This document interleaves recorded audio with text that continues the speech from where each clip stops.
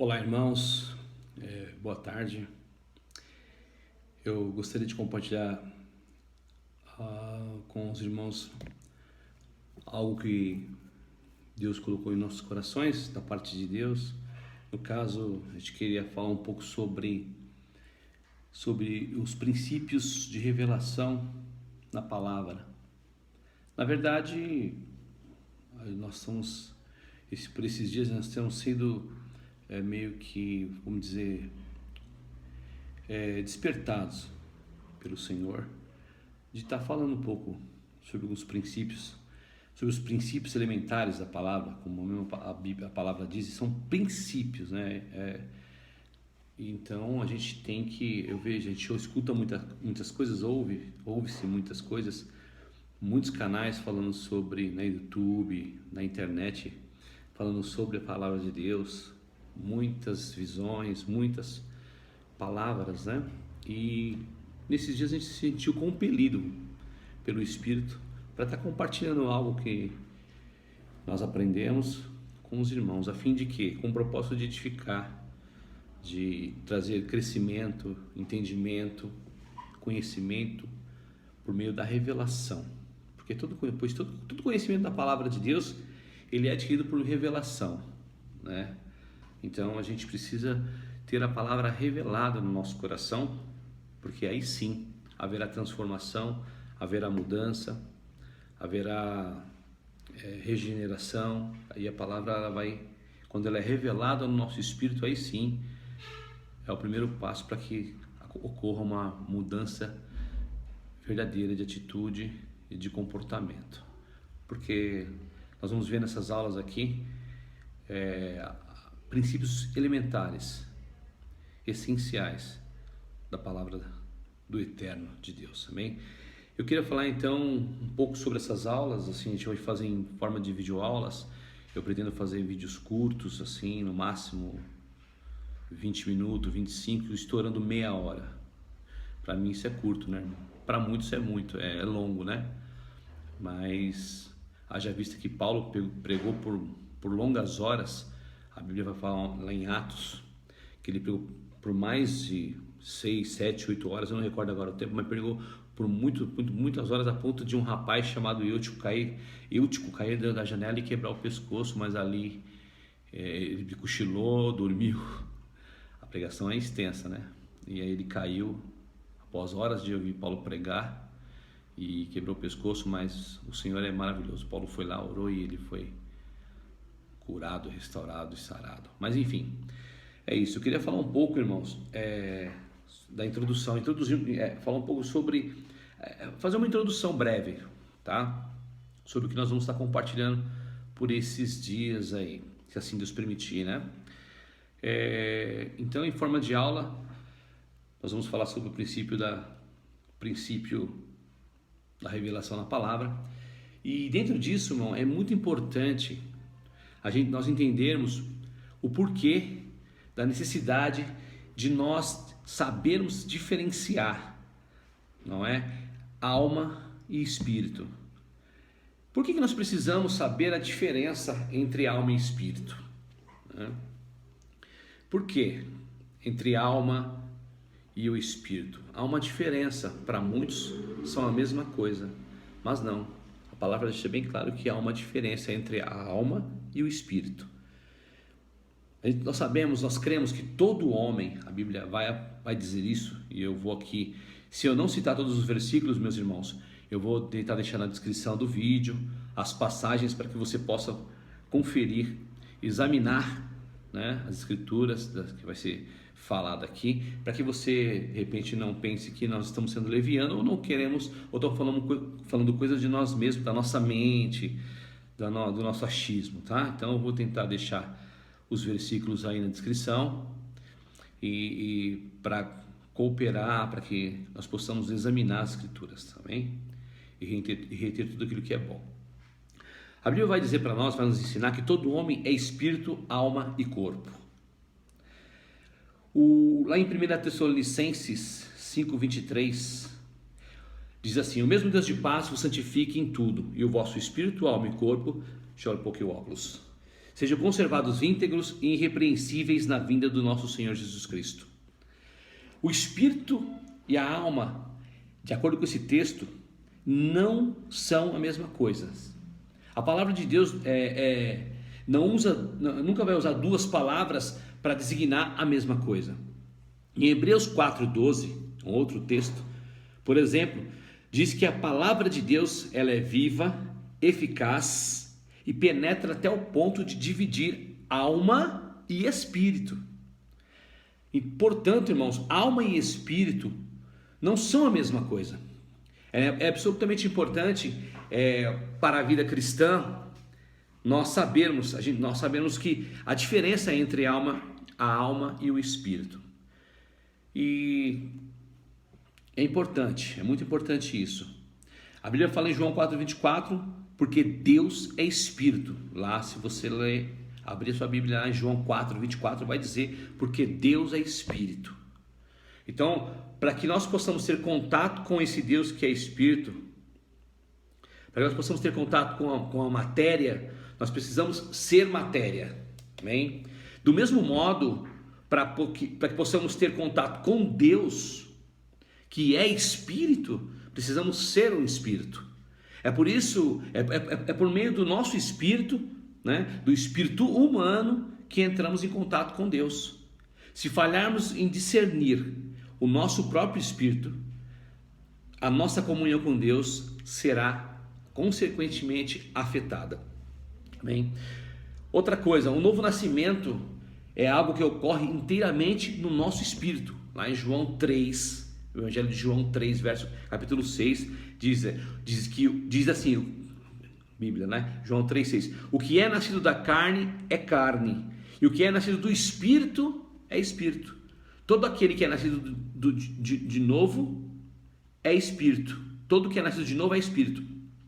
O nosso espírito é como um rádio, é como se fosse um rádio, pra você entender, para nós entendermos. É como se fosse um rádio, sabe? Um radinho. Hoje é difícil, né? Mas ainda é um rádio. E qual que é a função desse rádio? Ele vai captar as ondas, mas não as ondas daqui, mas as ondas celestiais, semelhança de um rádio aqui na Terra que capta várias ondas. Nesse momento passa várias ondas por nós, ondas de rádio, ondas de internet, 3G e aí por aí vai. Então o nosso espírito é como se fosse esse rádio que vai captar essas ondas celestiais, entendeu? Outra coisa, o conhecimento espiritual é adquirido no espírito. Aonde está isso? Lá em 1 Coríntios 2,14. Diz assim lá em Coríntios 2,14. Ora, o homem natural não aceita, não compreende, algumas traduções vai dizer não compreende, as coisas do Espírito de Deus, porque eles são loucura, e não pode entendê-las porque elas se discernem espiritualmente. Então, assim, não é que as coisas do Espírito sejam difíceis, né? Ou misteriosas, mas o espírito do homem natural, na realidade, de acordo com a Bíblia, com esse versículo, ele está morto. O espírito do homem natural está morto. Assim, digamos, o seu rádio espiritual, ele não sintoniza a frequência de Deus, porque Deus é espírito. Se o homem natural não tem um espírito ativo ou a cor desperto, automaticamente o que acontece? Ele não consegue captar a frequência celestial, porque o espírito dele está meio que dormente, adormecido, entendeu? Então, assim, em 2 Coríntios 3,6 diz que a letra mata. E em João 6,63 Jesus disse que as suas palavras são espírito. Se a palavra é espírito, somente o espírito pode percebê-la. Outra coisa, mais uma coisa, a adoração é algo que é feito no espírito. Onde está esse texto? João 4,24. Deus é espírito e deve, portanto, ser adorado em espírito. Não é uma questão de forma, mas de origem. Amém? Devemos exercitar o nosso espírito se queremos adorar a Deus, o nosso Pai, o Eterno. Se falharmos em perceber o nosso próprio espírito, a nossa adoração será comprometida. O máximo que iremos alcançar será um louvor no nível da mente, no nível da alma. Devemos orar sem cessar no Espírito. Efésios 6,18, 1 Coríntios 15,5. Existe um tipo de oração que é feita no nível do Espírito. A oração em línguas, por exemplo. Em 1 Coríntios 14, Paulo diz: se eu orar em outras línguas, então o meu espírito ora. E no verso seguinte, Paulo vai dizer: orarei com o Espírito. Para orar com o Espírito, então assim, para a gente orar com o Espírito, não precisamos usar a mente. Por isso podemos orar o tempo todo. Amém? Em todo lugar. Mesmo quando a gente estiver trabalhando, estudando, nós podemos estar sempre orando no Espírito, de acordo com esse texto aqui de Paulo, de acordo com essa instrução aqui da Bíblia, que está em 1 Coríntios 14. Então podemos orar em Espírito. No caso, você está aqui trabalhando, está aqui orando em línguas, falando em línguas com o Senhor, com a consciência ligada em Deus, né? Você pode orar em todo o tempo. Mais uma coisa é que nós somos exortados a andar no Espírito. Gálatas 5,16. Toda a nossa vida cristã consiste em aprendermos a exercitar o nosso espírito humano, recriado para contactar o Senhor e sermos por Ele guiados. Em 1 Coríntios 14, Paulo diz: se eu orar em outra língua, então meu espírito ora. Veja a forma como ele diz: se eu orar, então meu espírito ora. Veja que o eu e o espírito são a mesma coisa, mostrando que Paulo se via como um ser espiritual. Podemos dizer então, irmãos, que nós somos um espírito que tem uma alma e habita em um corpo celestial. Eu sou um ser espiritual, eu sou da natureza de Deus, fui feito à imagem e semelhança dele. Não devemos pensar que somos o nosso corpo. Nós somos espírito. O Espírito Santo não habita na alma, não reside na alma, e sim nosso espírito humano recriado. Toda direção que o Espírito nos dá, nos entrega, vem através do nosso espírito. O nosso espírito é a parte do nosso ser que tem a função de conectar, de se ligar a Deus.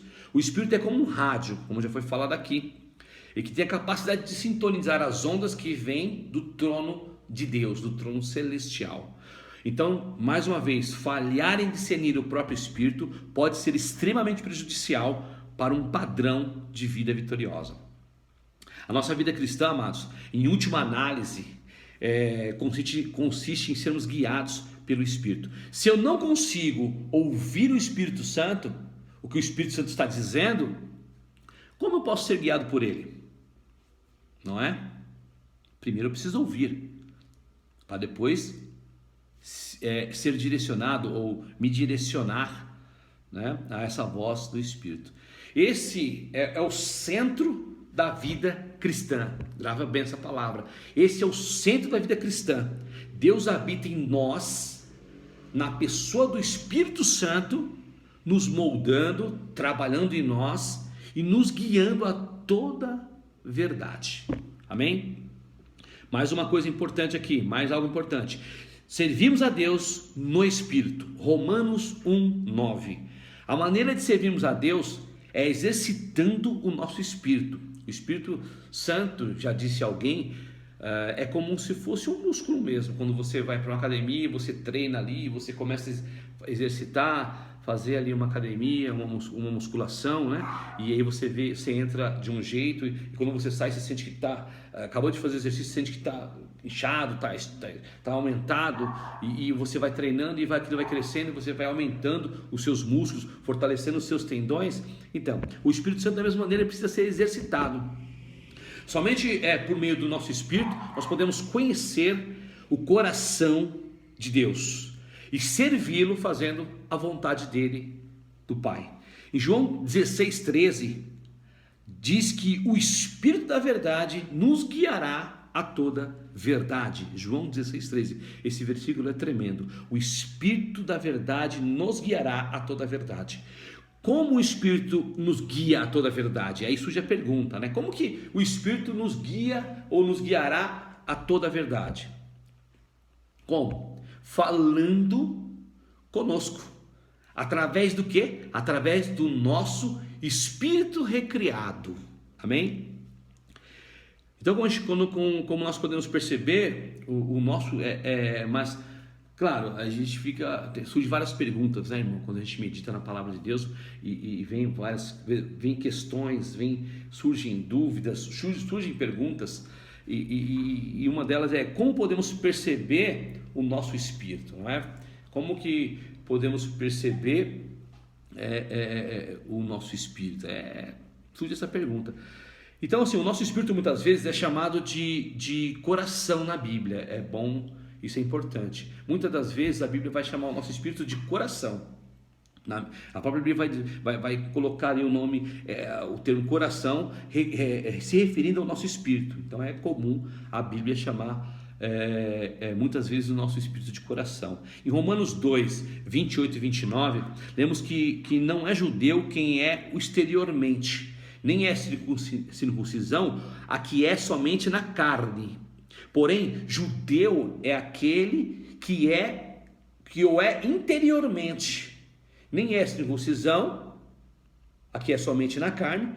Então, é aquele que é o quê? Judeu é aquele que é interiormente. E circuncisão a que é a de coração, no espírito, entende? Não segundo a letra, e cujo louvor não procede dos homens, mas de Deus. Podemos ver que se o coração não é o espírito, pelo menos, ele é o meio pelo qual o espírito pode ser percebido. Amém? Então isso nós vamos tratar na aula 1, tudo isso aqui na aula 1. Teremos a aula 2, nós vamos falar um pouco sobre as funções do espírito, né? Quais são as funções do espírito, né? Na aula, vamos ter várias aulas aqui. Na aula 3 nós vamos estar falando um pouco sobre como exercitar o espírito, vamos estar destrinchando mais, né? Como que eu exercito o meu espírito, como exercitar o espírito, como exercitar o próprio espírito, tá? E então tem algumas ferramentas que nos é ensinada na palavra de Deus de como exercitar esse espírito, né? Por exemplo, por meio do quebrantamento, pela palavra de Deus, orando em línguas, rejeitando a passividade, né? Isso na aula 3. Na aula 4 vamos abordar o que? Funções da alma, porque como foi falado aqui na introdução, no início, nós somos um espírito, possuímos uma alma e habitamos um corpo carnal, né?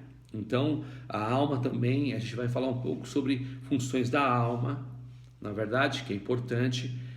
Aí da alma você vai falar um pouco sobre função que a alma tem 3 funções: mente, vontade e emoção. Então a gente vai falar sobre a função da mente, que está locado, né, na alma. A gente vai falar um pouco sobre a função da vontade, a volatilidade humana. Vamos falar sobre a função da emoção. Essas 3 funções se encontram na nossa alma, tá? Então isso nós vamos falar, né, na aula 4, é isso? Na aula 5 vamos abordar a transformação da alma, a transformação da nossa alma, como a nossa alma é transformada, como a nossa alma é trabalhada, né? Então a gente vai ver lá na palavra de Deus um pouco mais detalhado, que a alma é transformada pela renovação da mente, a alma é transformada por contemplar o Senhor. Amém? Tudo isso na aula 5. Na aula 6 vamos falar um pouco sobre as funções do corpo, não é? Esse corpo físico aqui, onde eu me comunico com com a matéria, né? Função da sensação, função da locomoção, função do instinto, não é? A disciplina do corpo, que o corpo também tem que ser disciplinado e ferozmente. Nós temos que disciplinar o corpo ferozmente e não é fácil. Então isso vamos falar na aula 6. Na aula 7 vamos falar um pouco sobre as implicações práticas da dimensão tríplice do homem, né? Então o que implica essa dimensão tríplice, espírito, alma e corpo, algumas implicações práticas. Então isso na 7ª aula. Na 8ª eu quero abordar um pouco, vamos falar sobre a revelação no espírito, algo de suma importância para nós, não é? A revelação no Espírito. A gente vai aprender nessa aula 8 o que é revelação, o processo de revelação, as orações de Paulo, onde ele fala sobre o tema revelação, a palavra, né? Surgem perguntas, a gente vê muito falar revelação, né? E o que é revelação? E o processo da revelação? Onde ela ocorre, primeiramente? Então, era uma preocupação muito recorrente de Paulo, de que os crentes tivessem revelação. Amém? Então, isso vou abordar esse tema mais especificamente na 8ª aula. Na 9ª aula, nós vamos estar falando sobre condições para se obter, se adquirir revelação. Não é isso? Então, há condições descritas na própria palavra do Senhor, na palavra do Eterno, de como faço para obter as revelações, não é? Então, tem algumas condições. Uma, nós sabemos que é conhecendo a palavra de Deus. Isso aqui por isso que nós estamos aqui falando, ministrando essa aula, compartilhando com os irmãos. A gente não tem pretensão de ser melhor que ninguém, a gente aqui está aprendendo, estamos aprendendo também, mas algumas coisas nós já aprendemos já há alguns anos que nós estamos caminhando e aprendendo isso, fomos ministrados, né? Tivemos revelação disso, ministrando para outras pessoas também em aula, e então é isso aí. Então é importante que uma das condições para mim, na 9ª aula vamos falar sobre essa condição para se obter essa revelação, uma das condições é com certeza conhecer a palavra de Deus, amém? Também ter olhos para ver, então a gente vai falar sobre o fator luz, então e por aí vai, tá bom? Na 10ª aula nós falamos sobre características da revelação. Quais são as características da revelação? A revelação ela gera vida, a revelação ela gera fé, a revelação ela gera mudança, olha só. Então, por isso que no começo eu comentei que todo conhecimento da palavra é por revelação. Nós não podemos adquirir conhecimento, porque Deus é Espírito, como foi falado. Então, só o conhecimento mental, de mente, da sua mente, ele não vai gerar uma mudança, não é? Então, essa revelação, ela tem que... ela vai gerar vida, ela vai gerar fé em nós, a revelação vai gerar mudança de atitude. Por isso que às vezes a gente vê pessoas que conhecem a palavra, sabem que não deve fazer algumas coisas e continuam fazendo, ou não deixam de fazer, ou ainda não, sabe? E lê lá, tem a Bíblia em casa, a Bíblia está aberta no Salmo 91, né? Sabe que não pode praticar certos tipos de ritos religiosos, não falo nem de pecado grosseiro, mas pratica porque não teve revelação, entendeu? E a revelação também é importante porque ela não vai nos sustentar da tentação. Então na aula 11 nós vamos falar como obter a revelação, como que obtém a revelação, princípios para se obter a revelação, né? Então a gente vai ver lá que tem que ter um coração consagrado, um coração ensinável, um coração limpo, um coração sem véu, tá? E fundamentalmente está cheio da palavra de Deus, saturado da palavra de Deus. Na aula 12 nós vamos falar sobre o Logos e o Rema. Olha que interessante, isso aqui é muito legal. Então assim, Logos, de acordo com o grego, já vou adiantar um pouquinho, o que é o Logos? É palavra, né? É a palavra escrita de acordo com o grego, e Rema é a palavra revelada. Então a gente vai falar sobre isso, é muito bom, muito bacana, é sensacional. Então eu queria aqui agradecer aos irmãos. Então essa eu fiz uma introdução e até me delonguei muito, né? Mas eu agradeço aí aos irmãos. Espero que todos aqueles que estiverem conosco nesse compartilhar, né, dos princípios da revelação na palavra de Deus, possam realmente receber essa revelação no seu espírito e se deixar também, se abrir para o Senhor, para que o Senhor possa trabalhar poderosamente no seu coração, não é? Para que nós, eu também estou no processo, você e todos aqueles que aqui assistirem esse vídeo possam com certeza ser transformados pelo poder dos princípios da palavra de Deus. Amém? E Deus abençoe a todos, no nome do Senhor Jesus, o nosso Senhor, o nosso Salvador, o Filho de Deus. Amém e amém, amém. Um abraço.